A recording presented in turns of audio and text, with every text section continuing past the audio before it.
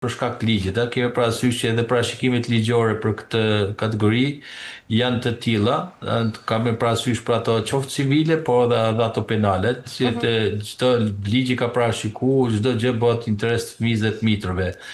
Dhe nuk mendoj që është edhe një retorikë politike, po sikundër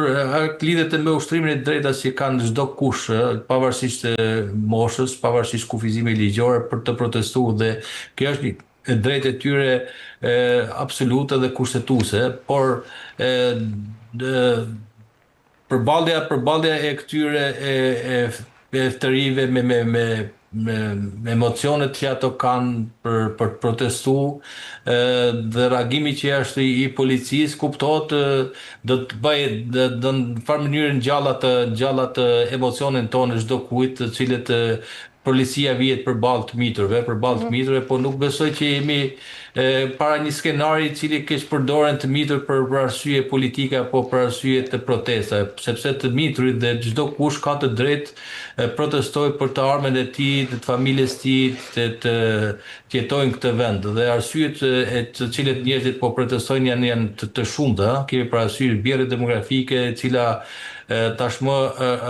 Shqipëria mbi 1 milion kanë marrë rrugët e botës dhe nuk shohin shpresë dhe për këtë arsye ato kanë reaguar si kundër dhe janë përgjigje edhe ftesës së opozitës, kuptohet që lidhet me agjendën e saj politike, kemi parasysh me zhvillimet dhe dinamikat e fundit të ndodhura, qoftë në aspektin ligjor, atë kushtetues, vendimet e marra, po sikundër debatin parlamentar, i cili çfarë opozita kërkon që kjo betejë të marrë shinat ligjore dhe mos të merren vendime politike të cilës çfarë mbron kazat të cilët opozita i ka denoncuar tashmë. Dhe mendoj që përdorimi i kësaj retorike, të cilët e komprometon opozitën duke thënë që po përdorni fëmijët për protesta, besoj që është më tepër politike se sa i përgjigjet sfidës reale apo realitetit, sepse çdo kush ka të drejtë të protestojë pavarësisht moshës, sepse po protestuan të rinjt të pleqt çfarë do bëjnë? Pleqt janë, po themi, me një mosha tretë e cila ne i përgjigjemi sfidave të mbijetesë tyre duke paguar taksa apo përmes pensionet të cilet ato marrin. Dhe çfarë kërkojnë ato? Rritjen e pensionit, çfarë kërkojnë të rritë ninjitarëve të sigurt, sikundër edhe gjithë populli opozitar apo pjesa tjetër e shoqërisë kërkon që Shqipërinë ta gëzojnë të gjithë, jo vetëm një pjesë e pozitës, ndërkohë që pjesa tjetër ngelet e kufizuar në ato të cilët çdo kush ka të drejtë i përfitojë. Kemi parasysh problematikat janë të shumta dhe lidhur me përgjegjësinë, themi që përgjegjësia është një debat që bëhet midis asaj që thuhet përgjegjësisë kolektive me atë individuale, edhe këtu futen përgjegjësi e shumë institucione, nuk është thjesht vetëm pozitë apo opozitës, organizatorëve, individëve, pjesëmarrës në mitingje, po sikundër policia nga ana tjetër edhe gjithë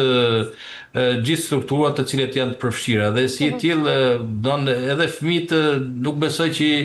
në protesta përdoren në mënyrë qëllimore fëmijët, sepse askush nuk i kanë kontroll emocionet e tyre për të protestuar. Më tepër kjo janë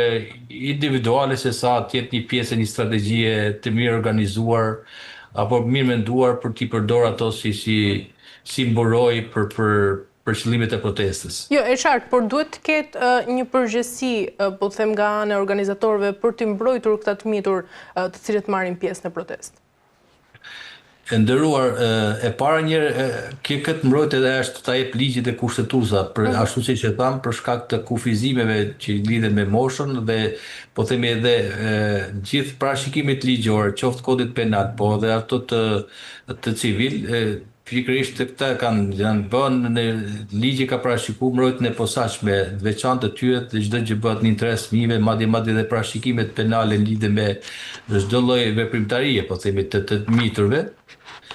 por nuk kemi në këtë situatë në kuptimin e asaj që t'i atribuohet protestës të mitur, sepse populli opozitar opozita u shfaq me gjithë fuqinë e saj, energjinë e derdhur në atë shesh ku pam një numër të madh protestuesish përtej dallimeve të moshës, të cilët në të drejtën e tyre kushtetuese dhe ligjore, duke respektuar ligjin në kuptimin e asaj që çdo gjë ishte bërë në përputhje me parashikimin ligjor, me njoftimet, me përcaktimin e qëllimeve, me gjithë itinerarin e lëvizjes, sikundër me deklarimin për të distancuar nga dhuna edhe nga aktet e dhunshme, pikërisht nga ana formale ishte në përputhje me qëllimet e protestës dhe atë të cilët protesta synonte, por lidhur me këtë kategori të miturve, të cilët shpeshherë edhe abuzohet në kuptimin e faktit që po keq përdoren të mitur, por nuk është rasti. Por tu thënë që shpeshherë miturit duke reaguar në format e tyre emocionale, dalin pamje të parë si këto emocione nuk kontrollohen dhe shpeshherë ato bëhen viktima edhe masave të sigurisë apo në efektit publicitar që vijnë nga pas reagimit në protestave. E thash, po të shohin pamjet që ju po nënçoni, askush nga këto të mitur nuk ka. Janë mosha 30, 40 vjeçare, 50 vjeçare dhe nuk shohin në vijën e parë të frontit të këtyre protestat të mitur. Në fakt, zoti Lezi, sa u përket këtyre pamjeve, 16 punonjës policie janë lënduar, 2 pra kanë pësuar djegje të rënda dhe pamjet e ndërhyrjes ndërkaqeshme tregojnë edhe pasojat reale të përplasjes në protestën e mbrëmjes së dieshme. Si duhet të balancohet e drejta për protestën me sigurinë dhe integritetin fizik të punonjësve të rendit? Po, absolutisht e nderuar, do të thotë që çdo gjë do të jetë proporcionale, edhe reagimi i protestës, po edhe kundër reagimi i forcave të policisë, ku thjesht vetëm duke parë pamjet dhe mënyrën se si po reagohet, shohim që protesta paqësore, por edhe protesta ka dinamikën e saj si një proces i cili vjen pakënaqësia gjithmonë në rritje, e cila shfaqet në formën e saj, por duke ruajtur rendin e sigurisë dhe duke mos cënuar edhe integritetin e askujt nga pa themi të protestës, a qoftë palme individëve aty që protestojnë në drejtën e tyre kushtetuese për një pakënaqësi që kanë, po sikundër edhe të drejtën e policisë dhe strukturave të sigurisë të cilët mbrojnë shtetin, mbrojnë institucionet, por po të shohim edhe reagimi ka qenë i tillë, nuk lejohet, nuk e di çfarë manuale përdorimi, policia mund të reagojë në atë formë që të hedhë gaz lotësjellësh të cilët kanë efekte të themi të rënda edhe në shëndetin e gjithë protestuesve. Kemi parasysh ndikimit e efektit të këtij përdorimi kanë qenë gjithandej përtes zonës së protestave. Kemi parasysh në një gjeografi kaq të madhe janë efektet e përdorimit të këtij gazi, nuk e di, nuk jam ekspert i çështjeve të sigurisë për të thënë që sa lejohet përdorimi i këtij gazi dhe sa i dëmshëm është ai për shëndetin. Po, nga shqetësimi i qytetarëve është që efektet e këtij gazi lotësjellësh janë djerë gjithandej, dhe nuk e di se sa është i autorizuar përdorimi i kësaj, po nga ana tjetër kuptohet do vend balans e drejta kushtetuese ligjore protestuesve për të shpalosur dhe për të protestuar, kuptohet në rrugë paqësore. Por nga ana tjetër edhe kundërreagimi do të jetë profesional, profesional në kuptimin. Por ajo ndoshta mund të ketë qenë edhe një kundërreagim pra ajo që sapo pamne në pamje, por kryeministri Edi Rama ditën e sotme ka kërkuar ndëshkim për protestuesit të cilët sulmuan me molotov efektive të policisë tek u vendi gjatë protestës mbrëmjen e së martës, dhe në një reagim të parë pas protestës, teksa ka ndarë edhe fotot nga arsenali i molotovëve që policia ka sekuestruar, Rama thotë se uron që të bëhet drejtësi për policët e plagosur dhe të ndëshkohen mbartësit e armëve vdekje prurëse, ndërsa dënon edhe aktet e dhunës, kryeministri Rama shkruan se Partia Demokratike është e vetmja në të gjithë botën demokratike që ushtron dhunë, pra duke ju përmbajtur edhe protestës ditës së dieshme që ka ndodhur. Si keni parë zoti Lezi të gjithë reagim nga kryeministri shqiptar? Po, e nderuar, reagimi i kryeministit është normal, është bën një reagim politik, një reagim ligjor dhe duke qenë me statusin e tij edhe si kryeminist i vendit, po edhe si përfaqësues kryetari i Partisë Socialiste sot në pushtet dhe si i tillë reagimi do të jetë në këtë dy qasje, në një qasje ligjore, një qasje edhe politike, duke i atribuar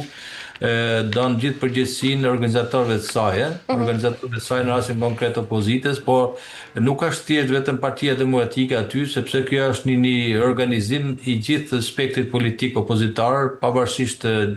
nuancave dhe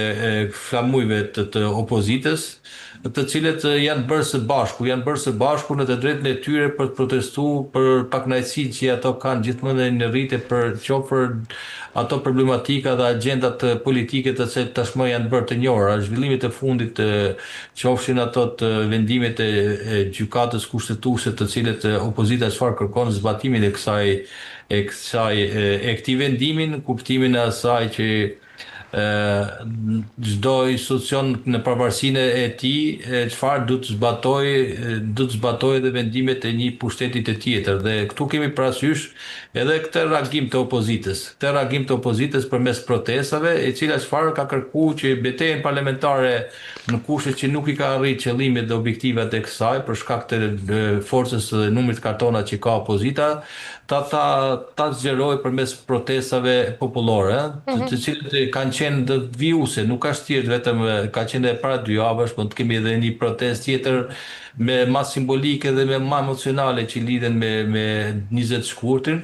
dhe mendoj që në këtë rast edhe qëndrimi i kryeministit Rama është ligjor në kuptimin e të drejtës tij për të mbrojtur ligjin, për të mbrojtur institucionet e rendit e sigurisë në kuptimin e saj që duke thënë që janë dëmtuar rreth një numër i madh efektive, është 16 të tillë me sa u tha. Dhe nga ana tjetër edhe për t'i mbrojtë, për t'i inkurajuar ato në ushtrimin e detyrës, por nga ana tjetër edhe një adresimin e përgjegjësive në qasjen e kryeministit për shkaktarët e kësaj. Por nga ana tjetër kuptohet edhe përdor edhe politikisht reagimin e tij për çfarë, për ta atribuar edhe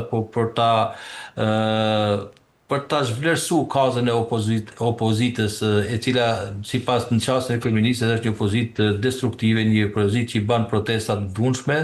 dhe si e tillë e zhvlerëson, delegjitimon këtë lloj kaze duke referuar gjithë përgjegjësinë e Partisë Demokratike në rastin konkret. Por mendoj që ky reagim nuk është vetëm një reagim që vjen nga, po themi, në rastin konkret, gjithandej shohim protesta që bëjnë opozitat dhe kuptohet e reagimi i qeverisë në ato vende është i tillë, është standard, po mendoj që do të vend kryeministri do të synon çfarë të vend balans dhe në harmoni, të ekuilibroj edhe aspektin ligjor